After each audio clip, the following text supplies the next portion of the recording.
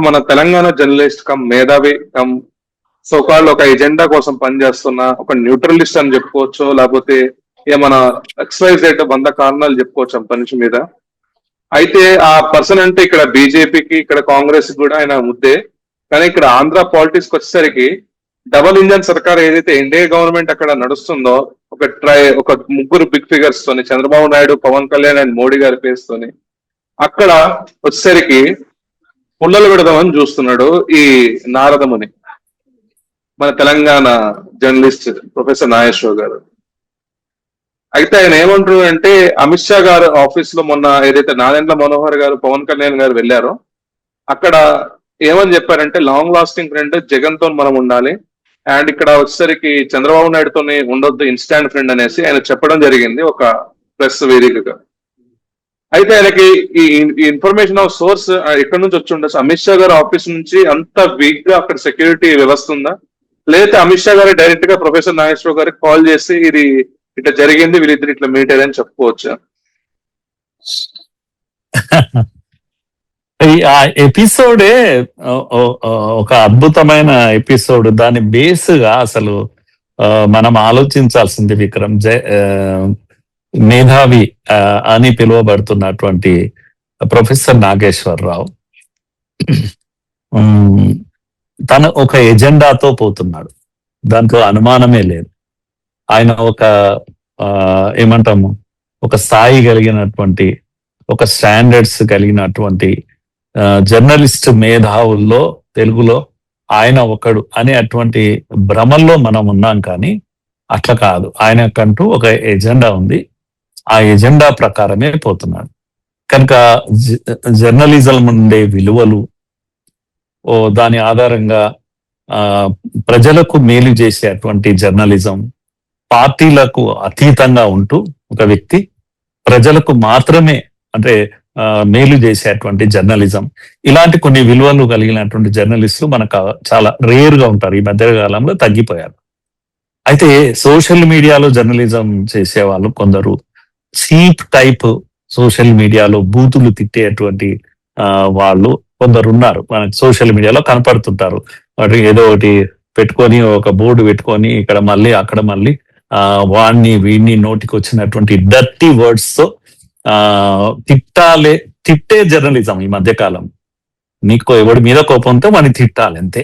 దాని కొరకు కొన్ని అటు ఇటు పాయింట్స్ తయారు చేయాలి, తిట్టాలి, రసవత్తరంగా తిట్టాలి. అలాంటిది కూడా ఒక జర్నలిజం నడుస్తుంది. ఇప్పుడు వాళ్లకు ఈయనకు మనం ఏమనుకుంటున్నామంటే చాలా తేడా ఉంది. ఈయనకు ఒక స్టాండర్డ్స్ ఉన్నాయి, ఒక పద్ధతి మీద పట్టాడు. నేనేమంటున్నా అంటే వాళ్ళ వల్ల నష్టం తక్కువ, వీళ్ళ వల్లనే నష్టం ఎక్కువ. దయచేసి విక్రమ్ గారు, నేను సీరియస్ గా చెప్తున్నాను. నేను ఎందుకు చెప్తున్నానంటే, పచ్చి అబద్ధాలు మాట్లాడే వాళ్ళతో ఏ ప్రాబ్లం లేదు. ఉదాహరణకు మీరు నారాయణ గారు ఉన్నారనుకోండి, ఏది సిపిఎం నారాయణ ఉన్నారు, వచ్చి తెర మీదకి వచ్చి మాట్లాడుతున్నారు అనుకో, అందరికి తెలుసు ఏమని, మోడీ గారిని తిడతారు. అక్కడి నుంచి స్టార్ట్ చేస్తారు. ఆయన ఎంత దూరం వెళ్తారంటే ఎంత దూరమైనా వెళ్ళొచ్చు, తిట్టొచ్చు. ఎందుకంటే ఆయన నమ్ముకున్న పార్టీ ఉంది, ఆయన మాట్లాడే పద్ధతి అట్లనే ఉంటది. దాంట్లో ఇంకేమి నిజాలు అనేది ఎవరు ఆలోచించరు. నారాయణ తిడతాడు మోడీని అని సీరియస్ గా తీసుకోరు ఎవరు కూడా. అట్లాగే కొందరు, నేను అంటే పేర్లు చెప్పకూడదు కానీ ఉదాహరణకు చెప్పాలంటే జేపీ గారు ఉన్నారు, కొందరు ఉన్నారు న్యూట్రల్, జేడి లక్ష్మీనారాయణ గారు, ఇలాంటి వాళ్ళు కొందరు ఐఏఎస్ ఐపీఎస్ ఇలాంటి వాళ్ళు వచ్చారు, అప్పుడప్పుడు మాట్లాడుతుంటారు. వీళ్ళు నిజాలే మాట్లాడతారు అనేది ఒక నమ్మకం కదా. ఈ రెండు ప్రమాదం లేదు. పూర్తి అబద్ధాలు మాట్లాడే నారాయణతో మనకు ప్రాబ్లం లేదు, పూర్తి నిజాలు మాట్లాడే వాళ్ళతో మనకు ప్రాబ్లం లేదు. ప్రాబ్లం ఎవరితో అంటే అర్ధ సత్యాలను మిక్స్ చేసి అర్ధ సత్యాలు మాట్లాడతారు. ఇది సగము అది సగం, అది సగం ఇది సగం మిక్స్ చేసి నీకు అర్థం కాకుండానే నిన్ను తప్పుదారి పట్టిస్తాడు. కనుక నువ్వు ఎప్పుడు ఆ ఊహించని వైపు నువ్వు వెళ్ళిపోతుంటావు. నీ మైండ్ పైన అలా పనిచేసే వాళ్ళు కొందరు ఉంటారు అన్నట్టు. అంటే సత్యాన్ని సగం దాచేసి అర్ధ సత్యాన్ని సగం మాత్రమే చూపించి నీకు తెలియకుండా నిన్ను మిస్గైడ్ చేసేటువంటి మేధావులు వీళ్ళే ప్రమాదకరమైనటువంటి మేధావులు. ఆ కోవలో నేను నాగేశ్వరరావును నేను చూస్తున్నా అన్నట్టు, చాలా రోజుల నుంచి చూస్తున్నా. మీరు అనుకుంటారు కదా ఆయన చాలా హిందుత్వవాదిలాగా మాట్లాడతాడు, ఆయన మంచి పూజలు గీజలు అన్ని చేస్తాడు కూడా, కానీ కమ్యూనిస్ట్ ఆయన. బేసిక్ గా ఒంటి నిండా కమ్యూనిజం ఉంటది. ఒంటి నిండా కమ్యూనిజం నిజంగా నమ్మిన వాళ్ళు అయితే ఏం చేస్తారు అంటే బూర్జువాలను వ్యతిరేకిస్తారు, ఆర్థిక నేరస్తులను వ్యతిరేకిస్తారు కదా. జగన్ అంటే ఎవరు? గొప్ప ఆర్థిక నేరస్తుడు. కానీ ఆయన ఈడీ ఆయన ఆస్తులను జప్తు చేసింది. మీరు కోర్టులో ప్రూవ్ కాలేదు అని అనొచ్చు టెక్నికల్ గా, కానీ ఈడీ నేను ఏమంటున్నా అంటే ఆర్థిక నేరస్తులైనా సరే అటాచ్ చేసింది కనుక ఆర్థిక నేరస్తులైనా సరే, బూర్జువాలైనా సరే, పెద్ద నియంత అయినా సరే జగన్ కాదు. ఇప్పుడు జగన్ మనకు ఉంటే అక్కడ కూటమి ప్రభుత్వాన్ని కూల్చాలి. కనుక ఎజెండా అంతా ఏంటి అంటే మోడీని కూల్చాలి, మోడీని ఓడించాలి. ఏది ఏమైనా సత్యము అసత్యంతో సంబంధం లేదు, మోడీని వ్యతిరేకించాలి.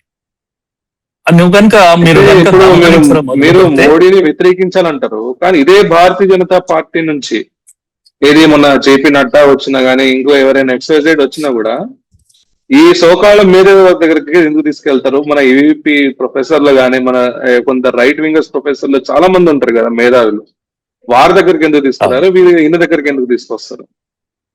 ఆయన బీజేపీ మైండ్ పైన కూడా గేమ్ ప్లే చేస్తున్నాడు ఇక్కడ తెలంగాణలో. మీరు చూస్తే రోజు పొద్దున లేస్తే మోడీని తిడుతుంటారు, Modi RSS, Modi national agenda అని కూడా ఆయన తిడుతుంటాడు. కానీ ఇక్కడ తెలంగాణలో కొంతమందిని ఆయన మెచ్చుకుంటుంటాడు చాలా గొప్పగా. వాళ్ళ పేర్లు తీసుకొని చెప్తారు, వీళ్ళు ఇంత గొప్పగా పనిచేసారు ఒకప్పుడు, నాకు తెలుసు, ఉస్మాన్ చూశాను అని కొన్ని పేర్లు తీసుకొని చెప్తుంటే మనం అనిపిస్తే అరే మన గురించి ఇంత బాగా మాట్లాడుతున్నారు, కానీ మిమ్మల్ని పొగిడితే ఏమనుకుంటారు మీరు కూడా సార్ అనిపోతారు మీరు. అలా అమాయకంగా ఆయన బుట్టలో పడి ఆయన నమ్మి ఆయనను నడ్డా దగ్గరికి తీసుకెళ్లిన చరిత్ర కూడా మనం తెలంగాణలో చూస్తాం. ఇలాంటి వాళ్ళు ఈ పార్టీలో ఇక్కడ ఉన్నారు. తెలివిగా ఆయనను వాడుకునే వాళ్ళు కూడా కొందరు ఉన్నారు. ఆయన ఎలక్షన్స్ క్యాంపెయిన్ లో కూడా ఆయన ఛానల్ కి యాడ్స్ కూడా ఇస్తున్నారు కొంతమంది ఎమ్మెల్యేలు, ఎంపీలు, అండ్ ఇస్తున్నారు, డబ్బులు ఇస్తున్నారు. ఆయనకు కూడా డబ్బులు ఇస్తున్నారు. తర్వాత ఆయనతో ఒక మంచి మాట నోటి నుంచి చెప్పించుకుంటున్నారు. ఈ పార్టీలోనే 2 గ్రూపులు 3 గ్రూపులను ఆయన్నే తయారు చేస్తాడు, ఒక గ్రూప్ ని ఇంకో గ్రూప్ కి ఊసుగొలుపుతాడు. ఇవన్నీ ఆయన మాటకారి కనుక ఆయన ఇవన్నీ చేయగలుగుతున్నాడు. అయితే ఈ ఇష్యూలో మనం చూడాల్సినటువంటి ఇప్పుడు ప్రధానమైనటువంటి ఇష్యూలో ఏంటి విక్రమ్, ఇప్పుడు ఆయన ఈ 3 కూర్చున్నారు. ఎవరు? నాదెళ్ల మనోహర్, పవన్ కళ్యాణ్, అమిత్ షా కూర్చున్నారు.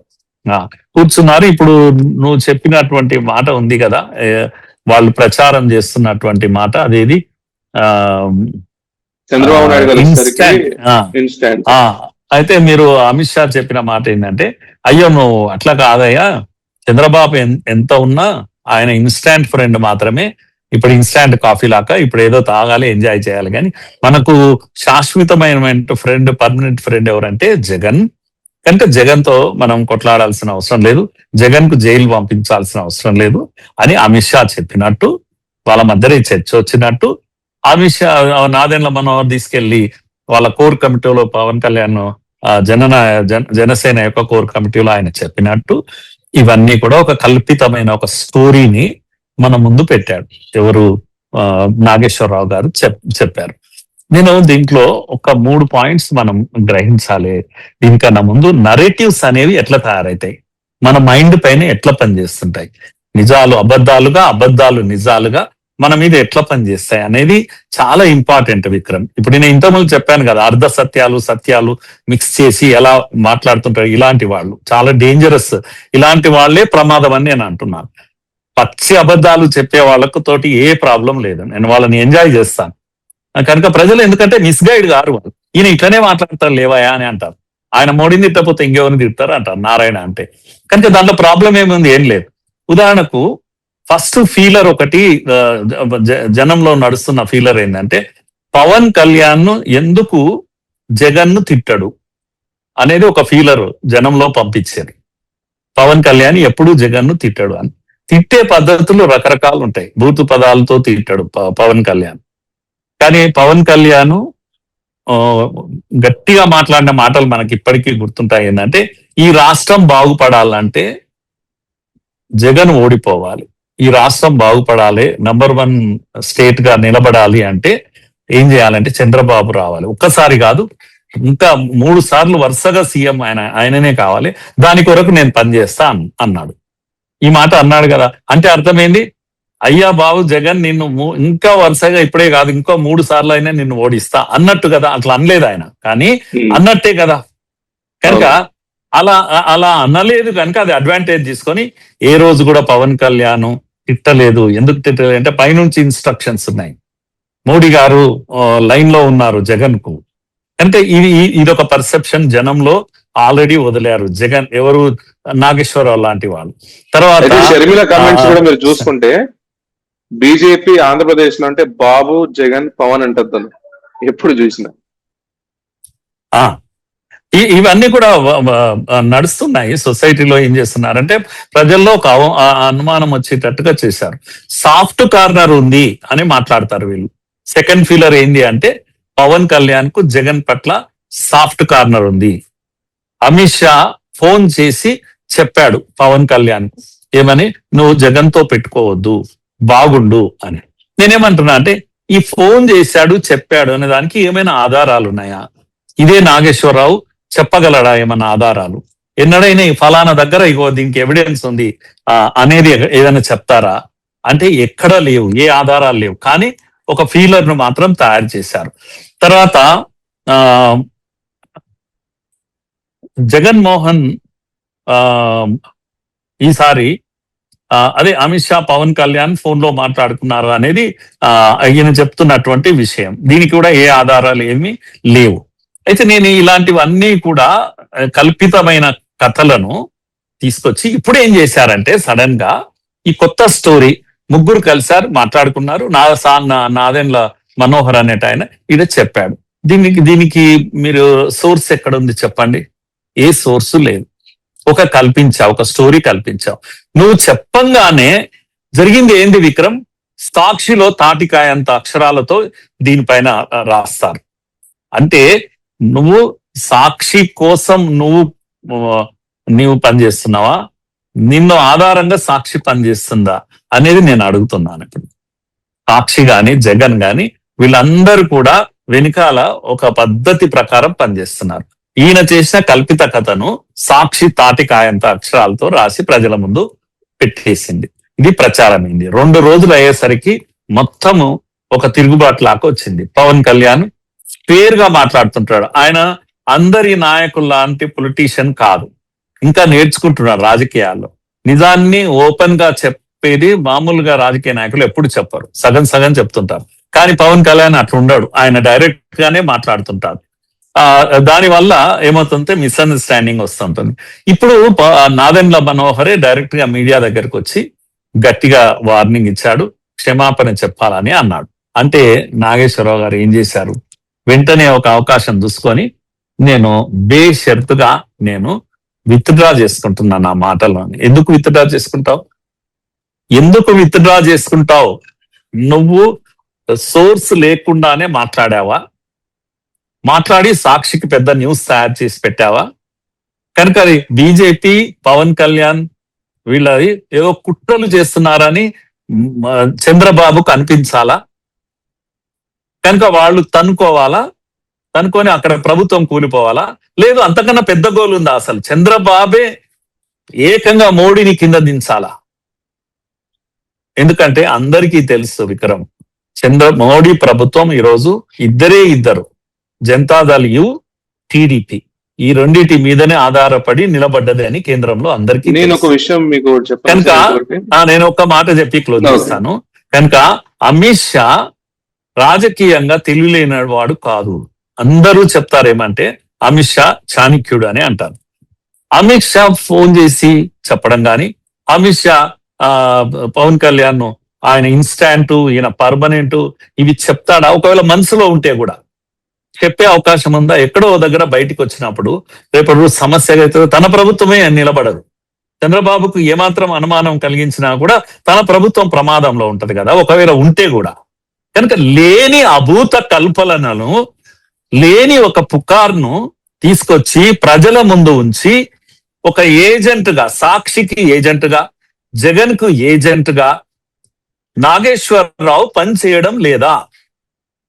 దీనికి నేనేమంటున్నా అంటే నీకు పేటిఎం ఈటీఎం అని సరే, చిన్న చిన్న పిల్లలు దాంట్లో సోషల్ మీడియాలో మాట్లాడే వాళ్ళు మళ్ళీ మాట్లాడతారు. నేను అలా మాట్లాడను. కానీ ఫ్రీగా చేస్తున్నారా మీరు ఈ service?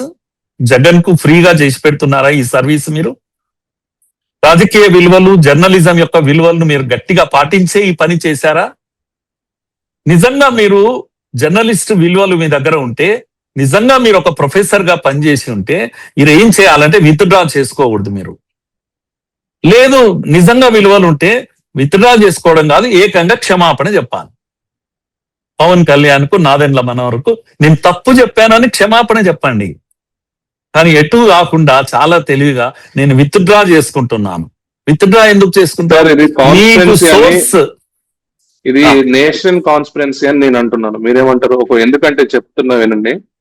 Kerala Congress, Bengaluru Congress, Telangana Congress, Tamil Nadu indirect and direct Congress. ఇప్పుడు సౌత్ రీజన్ లో చూసుకుంటే ఒక ఎన్డీఏ ఒకటి ఉన్నది అంటే ఓన్లీ ఆంధ్రప్రదేశ్ లో మాత్రమే. మిగతా సౌత్ రీజియన్స్ అన్ని ఇప్పుడు కాంగ్రెస్ చేతిలోకి వెళ్ళిపోయింది. సో ఆంధ్రప్రదేశ్ కూడా ఇక్కడ ఎన్డీఏని, ఇక్కడ ఇండియా అలయన్స్ చేయడానికి ఇది చేస్తున్న ఒక చిన్న కాన్స్పిరెన్సీ స్టార్టింగ్ స్టెప్ అని అనుకోవచ్చు. విక్రమ్, నువ్వు అన్నావు కనుక నేను దానికి ఇంకొకటి యాడ్ చేసి చెప్తున్నాను. ఈ దేశంలో లెఫ్ట్ ఈకో సిస్టమ్ ఏదైతే ఉందో ఇది చాలా కలెక్టివ్ గా పనిచేస్తుంది. ఇది చైనాతో కలిసి ఉండి పనిచేస్తుంది. ఇది జార్జ్ సోరోస్ తో కలిసి ఉండి పనిచేస్తుంది. వీళ్ళే ది వైర్ లాంటి పత్రికలు నడుపుతూ ఉంటారు. ది వైర్ యొక్క కంటెంట్ ఈ దేశంలో మంటలు పెట్టడానికి వచ్చే కంటెంట్. ఆ కంటెంట్ ను తెలుగులో చెప్పేవాడే నాగేశ్వరరావు. ప్రొఫెసర్ నాగేశ్వరరావు ఎవరు అంటే ది వైర్ లో ఉండేటువంటి మంటలు తెలుగు వాళ్ళకు అందించేవాడే నాగేశ్వరరావు అంటారు ఆయన పేరును. కనుకని ఇది కాన్స్పిరసీ అని చెప్పే అవసరమే లేదు.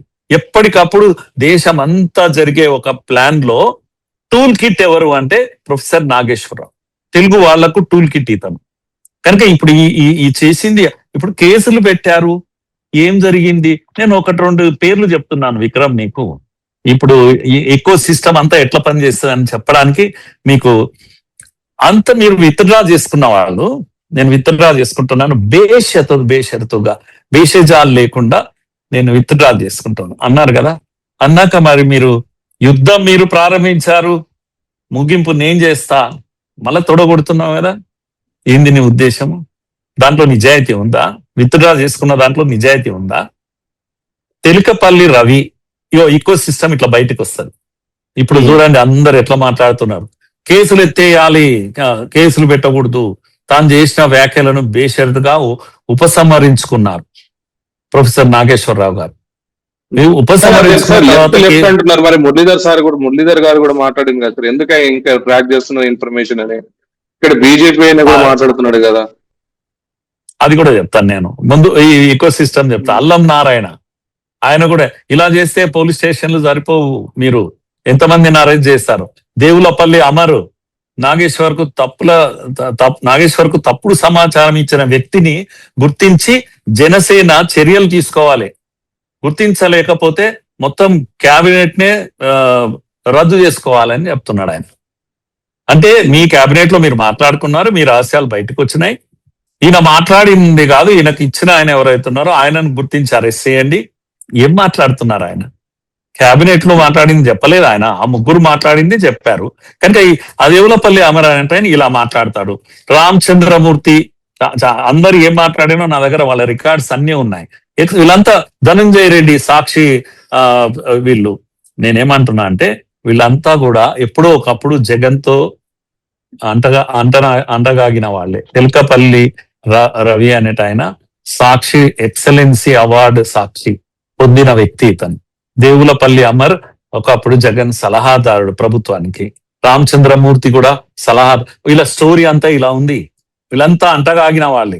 ఈ రాష్ట్రంలో ముఖ్యంగా తెలంగాణ తెలుగు రాష్ట్రాల్లో ఉన్న లెఫ్టిస్టులు అందరూ కూడా ఒక్క బీజేపీ తప్ప ఎవరితోనైనా చేతులు కలుపుతారు. వాడు ఏమి ఆర్థిక నేరస్తుడా ఇంకే నేరస్తుడా అనేది కాదు.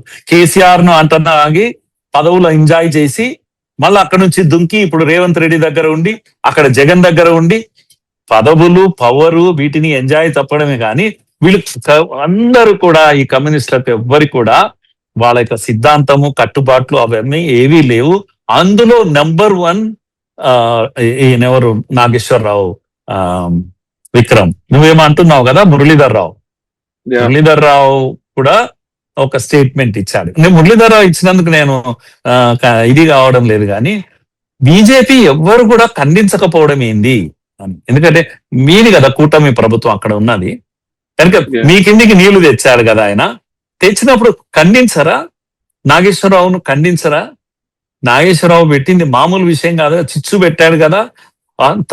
తప్పుల తడకను, అభూత కల్పన, ఒక పచ్చి అబద్ధాన్ని తెచ్చి ప్రజల ముందు పెట్టి కన్ఫ్యూజ్ చేసి ఇంత చేస్తున్నప్పుడు మీరు ఎందుకు ఖండించరు? నాకు ఒక్కోసారి అనుమానం వస్తుంది, మీరు ఎందుకు ఆయనను తీసుకొచ్చి మీ ఆఫీసులలో తిప్పుతారు? లేకపోతే మీ రాష్ట్ర అధ్యక్షులను తీసుకుపోయి ఆయన ఇండ్లలో, ఆయన ఎన్నడన్నా ఓన్ చేసుకున్నాడా విక్రమ్? పోని అంత పెద్ద ఆయన నడ్డాన్ని తీసుకొస్తే ఆయన ఏమన్నాడు? తెల్లారి మోడీని తిట్టాడు. ఆయన ఎందుకు వచ్చాడో నాకు తెలియదు. మరి మేధావుల ఇండ్లలో అందరినీ కలుస్తున్నారంట, అందులో భాగంగా మా ఇంటికి వచ్చాడంట. అంటే నేను మేధావిని, నా దగ్గరకు వచ్చాడని చెప్తున్నాడు. కానీ కనీసం చాలా చాలా సంతోషం అంత పెద్ద ఆయన నా దగ్గరికి రావడం అని ఒక మాట అన్నాడు కట్టసి కొరకు.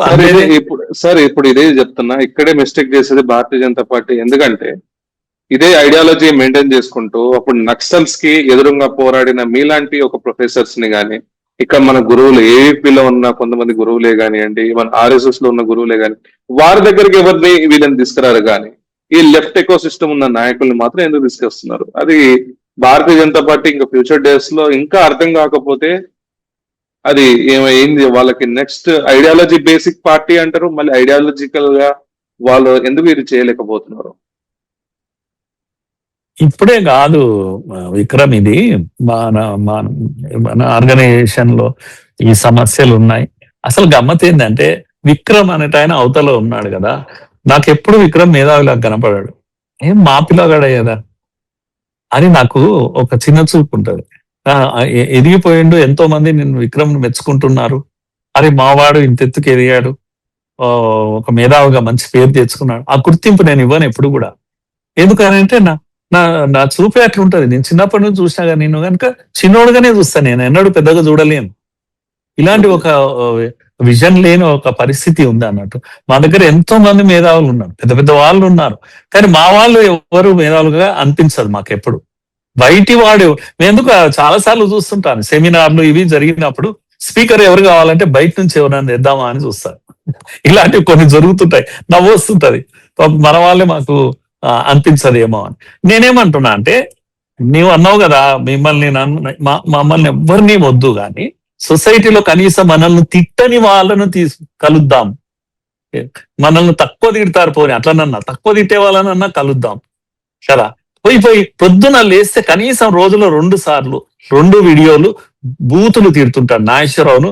నేను చెప్తున్నాను మీకు, నాగేశ్వరరావు గురించిన వీడియోలు 100 వీడియోల గురించి చెప్తాను. అందులో ముఖ్యమైనవి అయోధ్య విగ్రహ ప్రతిష్ఠ అప్పుడు సుమారుగా 8 వీడియోలు చేశాడు ఈయన. ఆ వారం రోజులల్లా 8 వీడియోలు విగ్రహ ప్రతిష్టాపనను విమర్శిస్తూ చేశాడు.